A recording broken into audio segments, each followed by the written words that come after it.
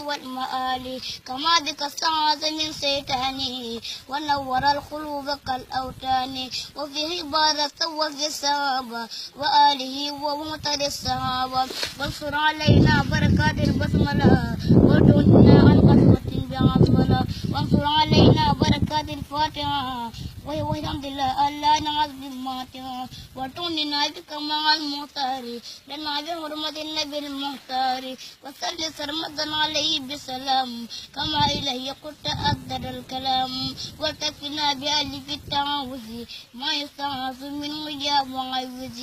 وتكفنا بعينه كل لهين وكل ما لم ترده ليامين وتكفنا بواوي كل أود وتغننا عن جاذبات للقود وتكفنا بالزاد كل ذل وعن حرام أغننا بهم لي وتغننا بالله عن سواه من كل ما لوجه نهواه